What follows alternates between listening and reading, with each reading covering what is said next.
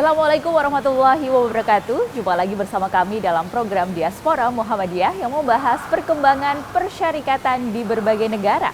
Bersama saya Arina Nurrohma, inilah Diaspora Spesial Ramadan.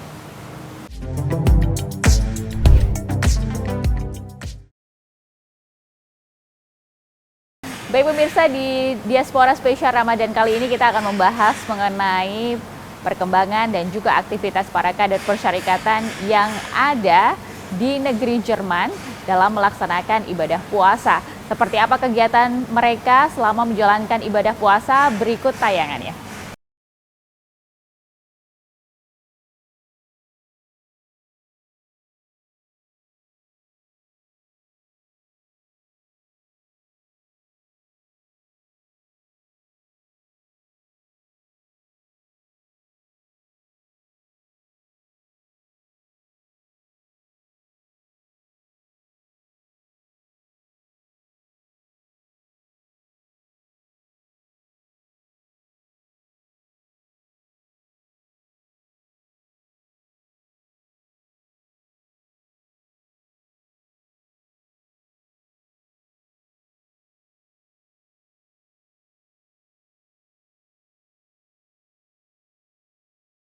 Baik pemirsa, itu tadi tayangan bagaimana aktivitas para kader dan juga WNI yang berada di Jerman dalam melaksanakan rangkaian ibadah di bulan Ramadan.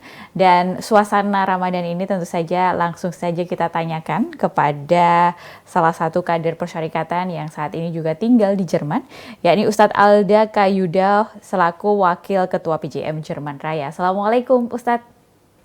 Waalaikumsalam.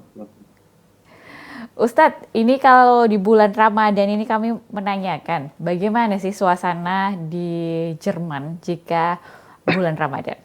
Bisa diceritakan? Ya, oke. Bismillahirrahmanirrahim.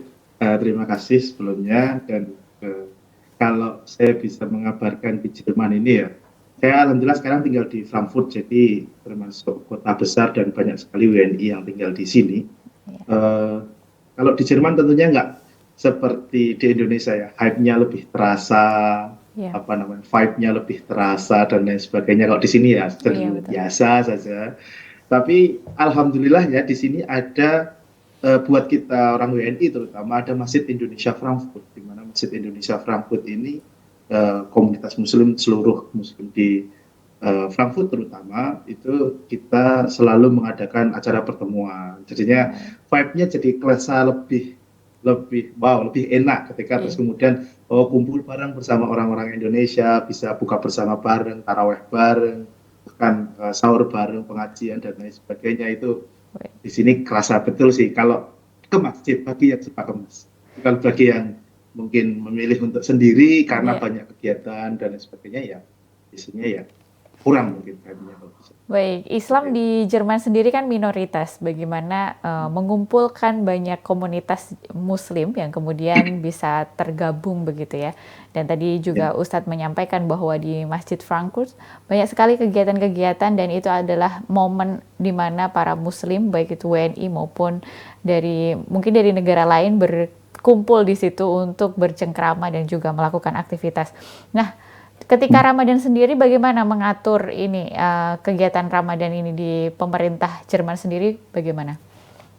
Kalau pemerintah Jerman memang enggak menghormati jelas ya, tapi itu semua nanti di urusan Fitri, Ramadan dan sebagainya tentunya diserahkan kepada masing-masing masjid, masing-masing tempat masing-masing, dan mereka mungkin bisa membantu dalam hal memberikan izin tempat seperti untuk Idul Fitri dan lain sebagainya, itu bisa. Tapi kalau secara umum memang karena kita minoritas di sini ya, jadi kita itu lebih kepada komunitas kita masing-masing. Kayak paling banyak di sini adalah imigran dari Arab sama dari Turki. Jadi Turki rata-rata punya masjid yang sudah bagus lah, establishnya sudah terdiri bagus, sudah bentuknya bahkan sudah masjid, sudah bangunan sendiri dan lain sebagainya. Arab juga iya, Arab nanti sudah ada yang dari Mesir, ada dari Syria, dari Irak, ada dari Maroko, Tunisia, semuanya itu juga biasanya punya masjid dan sebagainya.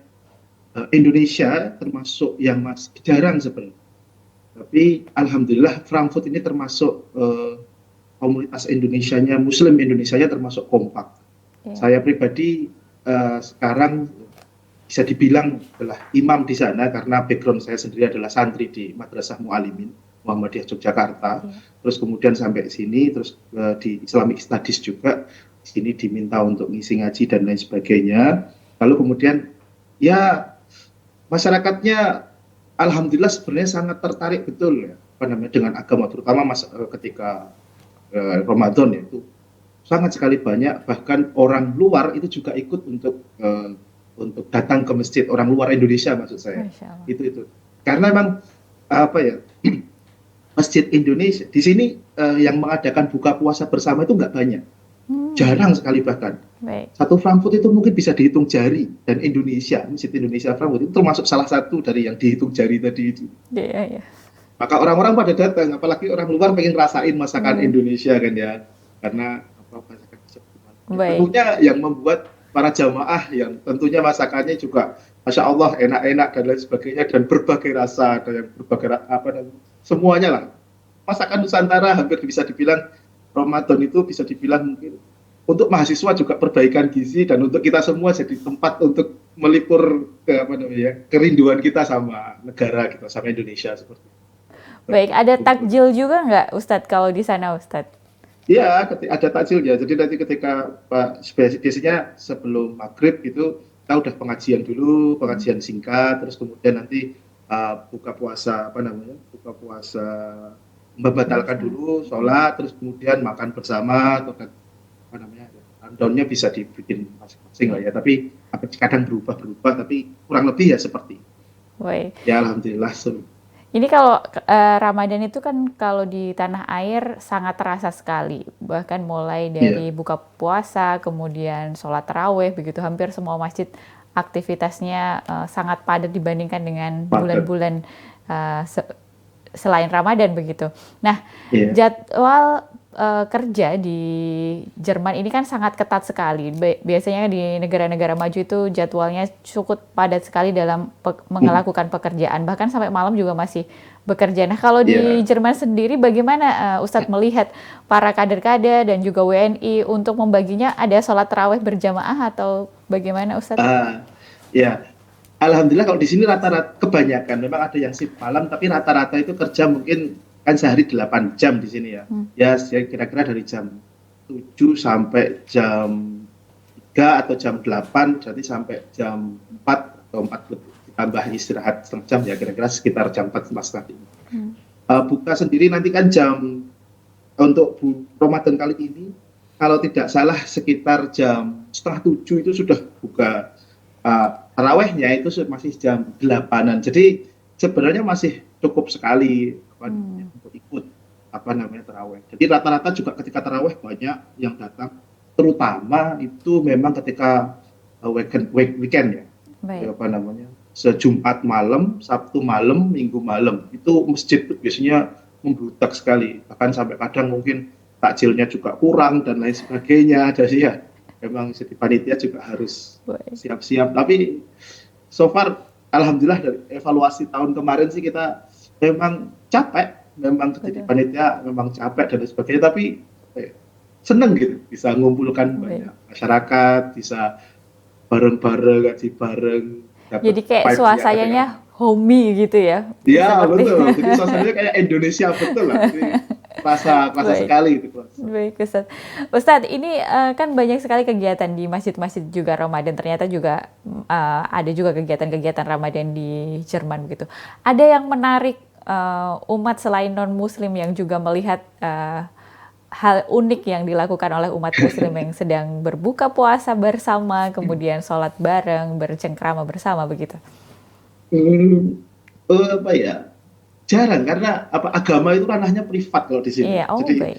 meskipun kita sholat itu memang harus nggak masjidnya jangan dibayangkan kayak di Indonesia yang Iya, apa kelihatan banget dari luar gitu enggak. baik. Masjid Indonesia Frankfurt aja itu kan gedung biasa, ini sebenarnya Hmm, perkantoran. iya. Lantai pertama itu apa namanya toko sepeda, lantai kedua kalau masuk gudangnya mereka, baru kita ada di lantai 3 itu ada di lantai 3 jadinya itu beneran ketutup nggak kelihatan banget Oh sebagai baik. masjid dan rata-rata masjid di Jerman itu seperti itu jadi memang nggak akan kelihatan dari luar karena itu memang rahasia. Tapi sesekali karena untuk mungkin syiar dia apa namanya dakwah ya, ada beberapa kesempatan saya pernah lihat itu di kota tengah, kita nyebutnya Stadmitte, apa namanya, tengah kota gitulah. Ini kalau Iya, Jogja, Malioboro seperti itu ya, iya. itu ada beberapa komunitas Muslim yang mengadakan buka bersama itu di pinggiran kota, di apa tengah kota Masya gitu. Allah. Minta izin, tentunya minta izin sama kota dari Iya. pemerintah dan diizinkan. Bahkan yang tahun kemarin itu sampai sholat di tengah kota, adzan di tengah kota, dikumandangkan dan lain sebagainya. Memang untuk syiar ini loh, Islam itu seperti ini. Meskipun ya orang Jerman sendiri kadang bertanya, apa ya? Kenapa orang Islam itu kok mau dari subuh sampai maghrib nggak makan, nggak minum? Itu kan suatu hal yang Baik. apa? Aneh buat mereka. Bahkan Hmm. dalam beberapa pertanyaan yang pernah saya tanya langsung itu, bukankah itu menyiksa diri? Gitu. Dianggapnya itu sebagai sebuah penyiksaan diri. Gitu. Baik. Padahal bagi kita yang merasakan itu ya happy-happy saja, seneng-seneng saja karena ini hal yang benar-benar nyangkut hubungan kita dengan Tuhan kita seperti itu ya. Masya Jadi Allah. mungkin ada hal yang mereka tidak pahami karena banyak juga orang Jerman tentunya yang ateis, jadi kayak strange aja buat mereka, aneh buat mereka untuk kayak gitu, makan bisa apa gitu. Iya, iya. Oke, seperti itu ya. Mungkin sesuatu pemandangan yang cukup asing bagi yang mayoritas memang kebanyakan tidak memiliki agama begitu ya Ustadz ya. Ya, banyak Baik, ateis, banyak yang Kristen tapi baik. juga ya Iya, gitulah. baik. Baik, kita lanjutkan obrolan yang menarik ini Ustadz. Penasaran sekali bagaimana aktivitas para WNI dan juga kader persyarikatan termasuk Ustadz dan juga keluarga menyambut Ramadan di Jerman. Kita jeda sejenak Ustadz dan juga pemirsa, tetaplah bersama kami dalam Diaspora Muhammadiyah. Kami akan segera kembali. Baik pemirsa, terima kasih masih bersama kami dalam Diaspora Muhammadiyah. Masih bersama saya Arina Nurrohmah dan juga Ustadz Alda selaku Wakil Ketua PCM Jerman Raya yang juga ingin menceritakan asiknya Ramadan di Jerman. Ustadz, kita lanjutkan perbincangan kita. Biasanya tadi Ustadz menyampaikan bahwa ada kuliner-kuliner yang disukain oleh para muslim dari negara lain begitu ya, terkait makanan-makanan yang ada di tanah air gitu. Nah, biasanya buka puasa di tanah air itu ada lontong dan juga gorengan. Kalau di Jerman apakah juga ada nih, Ustadz? Alhamdulillah ya ada, itu jadi salah satu menu ya. Kalau khusus gorengan, kalau lontong Iya, itu mungkin karena itu makanan berat jadinya tergantung siapa yang memasak makanan berat. Tapi kalau baik. yang snack-snacknya Hmm, gorengan, kurma itu jelas ya. iya. Apa namanya makanan-makanan ringan itu jelas. Hmm, Terus kemudian ya semua mudah kata apa ya, gampang dikatakan semua kuliner yang ada di Indonesia biasanya itu bergiliran selalu akan ada, tinggal nunggu saja siapa yang masak, siapa baik. yang ini, oh ketahuan, oh makanannya ini, biasanya seperti itu. Dan rata-rata orang non Indonesia pun itu ikut join karena ngerasa ya selain dapat makanan gratis tentunya ya bisa merasakan kuliner negara lain, itu kan suatu hal yang sangat apa ya, jadi pengalaman Luar biasa ya. berarti lah buat masing-masing lah Hmm, ya. Tapi baik. bagi mereka yang saya notice, mungkin yang saya apa namanya lihat itu hal yang kurang disukai dari orang non Indonesia, Iya. Arab ya, Turki, Hmm, Jerman, itu bagi makanan Indonesia itu sambal. Mereka itu baik. sambal itu pedas sekali. Indonesia punya standar sendiri soal sambal itu. Iya, bahan-bahannya apakah juga pasti berbeda, Ustadz? Gimana? Apakah cita rasanya tetap sama atau bisa mendapatkan bahan-bahan yang dari Indonesia juga di Jerman seperti apa begitu?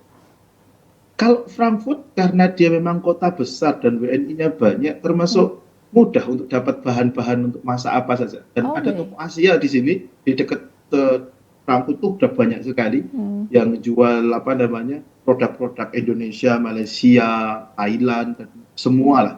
Dan untuk dapat produk halal, kalau daging dan lain sebagainya, kita tinggal beli di toko Arab, toko Turki yang rata-rata mereka sudah pasang cap halal. Baik. Dan toko-toko Asia juga rata-rata sudah pada memasang cap halal karena memang harus diakui, berapa diskusi saya sama teman-teman itu, Muslim di Indonesia, Muslim di Frankfurt, di Jerman adalah Ya. itu tumbuhnya terlalu sangat pesat, bisa dibilang sangat Hmm. sekali pesat. Jadi ketika apa pasar-pasar atau restoran atau kemudian toko-toko itu tidak memberikan produk kepada Muslim itu justru rugi buat mereka. Baik.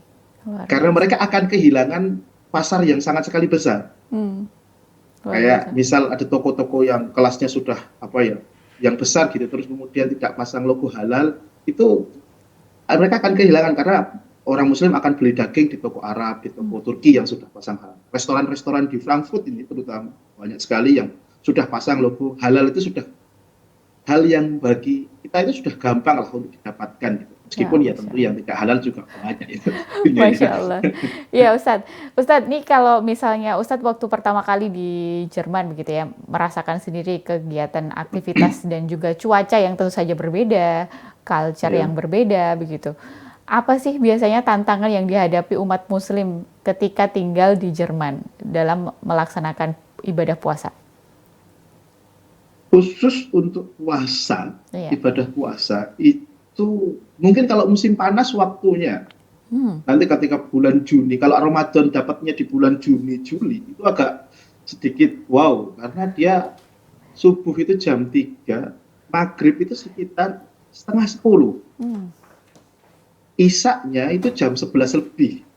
baik, Jadi kemungkinan besar untuk tarawih juga berat, baik. itu sangat sekali berat.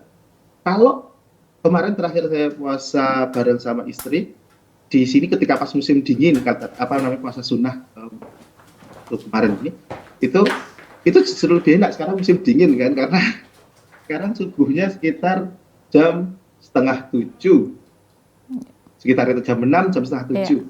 Wow, luar biasa sekali. Maghribnya itu sekitar jam 5-an, jadi nggak kerasa tiba-tiba sudah buka. Baik, jadi bisa lebih cepat atau bisa lebih lama tergantung musimnya begitu ya, Ustadz? Iya, apalagi Baik, nanti apalagi kalau Ramadannya bulan sekitar ya, Desember, itu lebih lebih baru lagi, lebih pendek lagi gitu. ya, oke. Baik Ustadz, saya menanyakan kembali lagi dan tantangan-tantangan apa saja sih yang biasanya didapati, yang dilakukan, yang dirasa oleh Ustadz udah lama gitu tinggal di Jerman, terus biasanya apa saja yang dialami oleh masyarakat di luar Jerman begitu ya, atau WNI yang tinggal di Jerman ketika menghadapi bulan puasa?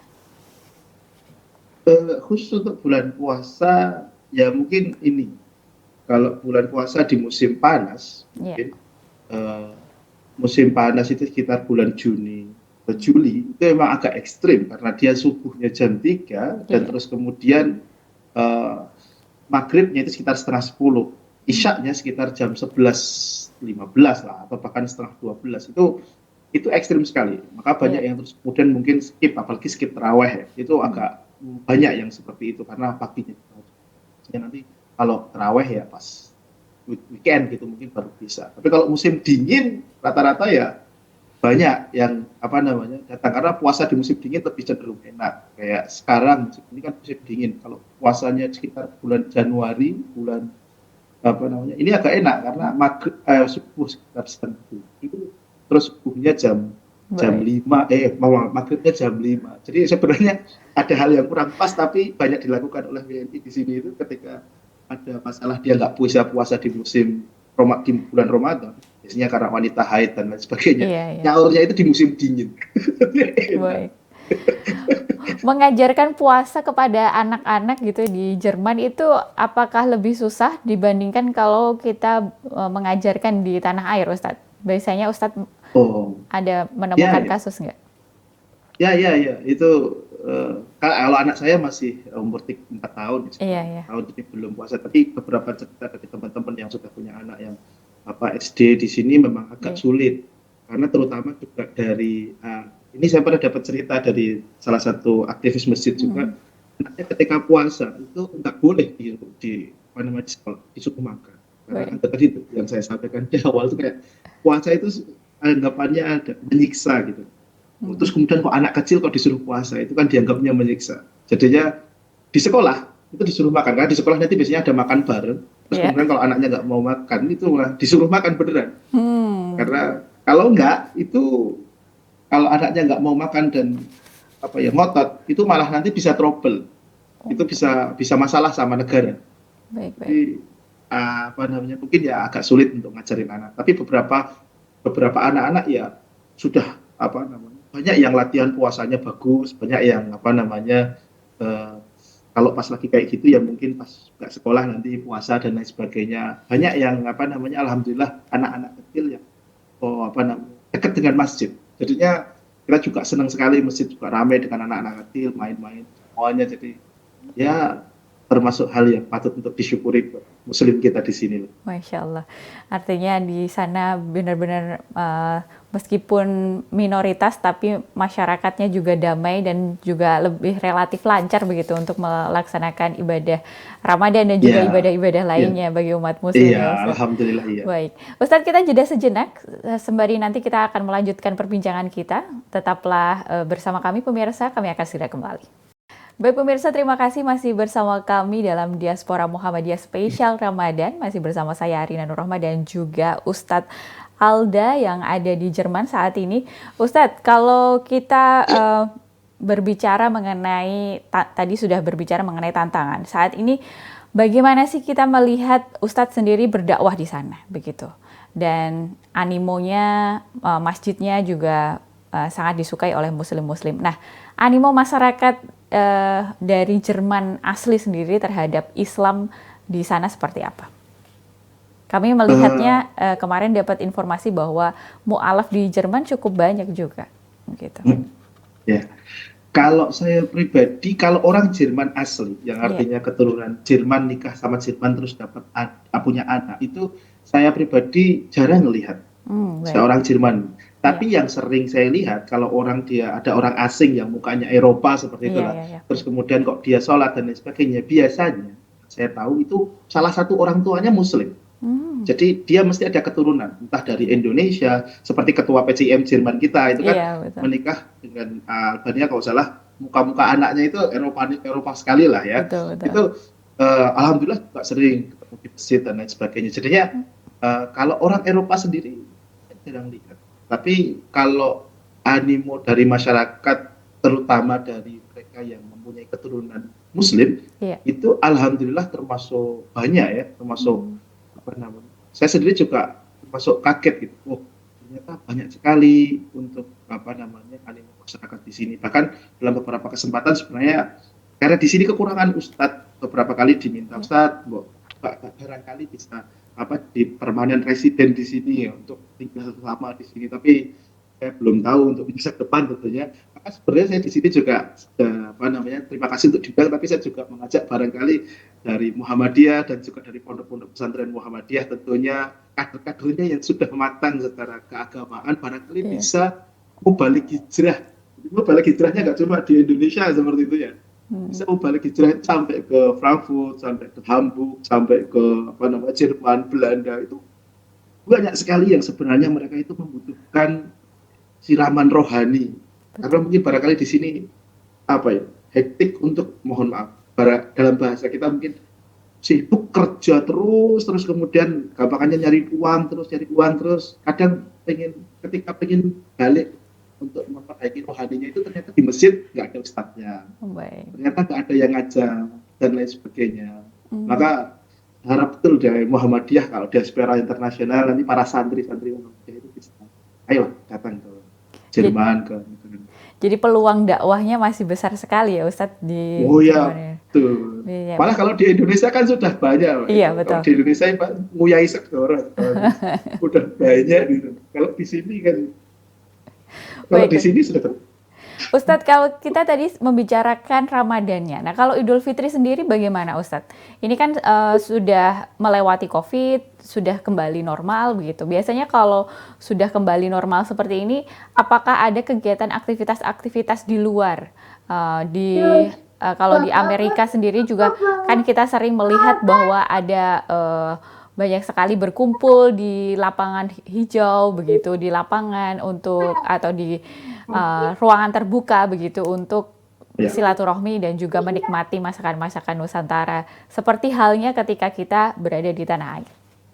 Iya, kalau di sini untuk Idul Fitri ya Mbak, saya tadi mohon maaf sedikit. Iya. Kalau di sini untuk Idul Fitri ya Mbak, mungkin kurang apa namanya, sekali lagi agama itu masalah privat, jadi nggak boleh terus kemudian kayak apa namanya, lapangan terus kayak yang ini. Boleh Terlalu sih kalau banyak gitu. diizinkan gitu ya. Iya, Kalau iya. diizinkan, tapi izinnya rumit sekali. Itu Hmm, izinnya termasuk rumit.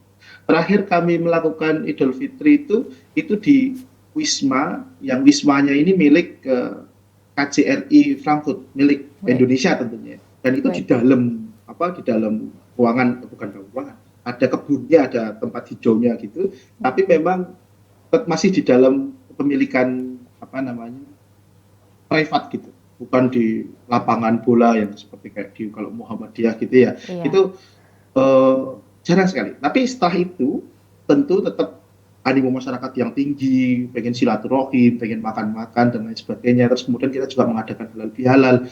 Alhamdulillah animo masyarakat tinggi sekali iya, ketika Idul Fitri dan lain sebagainya itu, kita itu patut juga untuk disyukuri. Tapi Masya ya Allah. tentunya nggak seperti vibe-nya, nggak seperti kalau di Indonesia kali ya. Iya, Nggak iya, nggak betul, seperti betul. itu. Kayak di Indonesia, di Malaysia, yang orang penduduknya Ya, adalah Muslim begitu.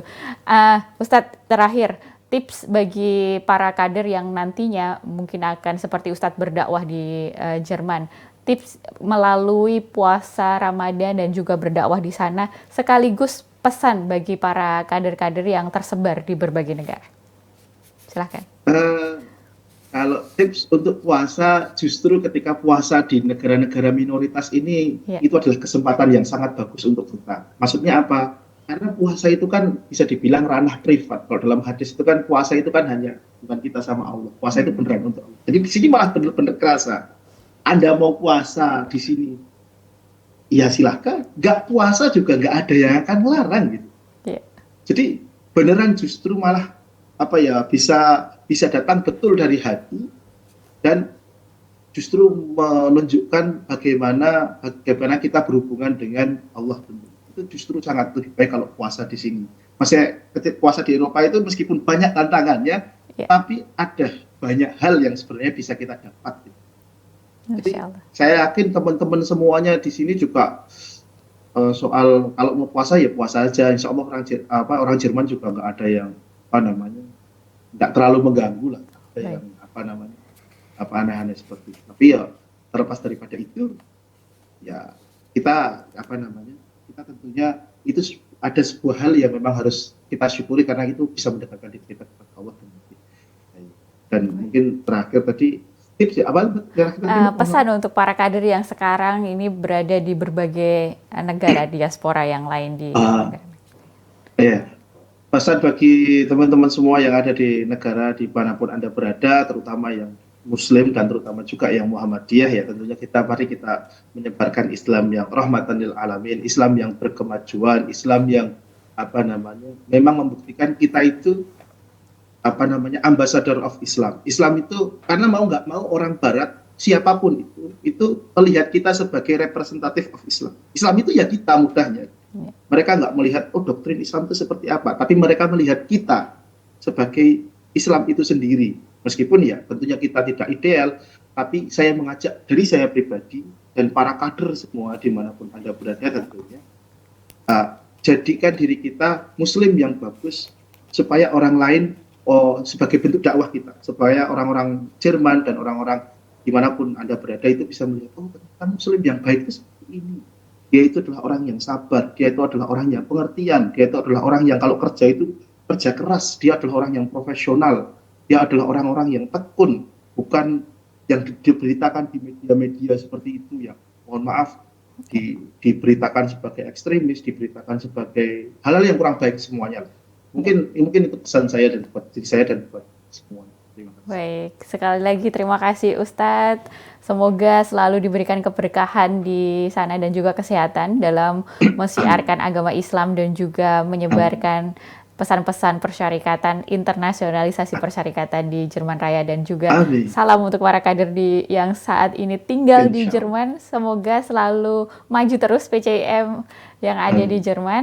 Saya ucapkan terima Amin. kasih. Demikian pemirsa perbincangan saya dengan Wakil Ketua PCIM Jerman Raya, Ustadz Alda. Baik pemirsa, itu tadi Diaspora Spesial Ramadan kali ini. Menutup perjumpaan kita dalam Diaspora Muhammadiyah, kami mengucapkan selamat menunaikan ibadah puasa bagi pemirsa TV-mu dimanapun Anda berada. Jangan lupa saksikan setiap minggunya diaspora hanya di TVmu. Wassalamualaikum warahmatullahi wabarakatuh dan sampai jumpa.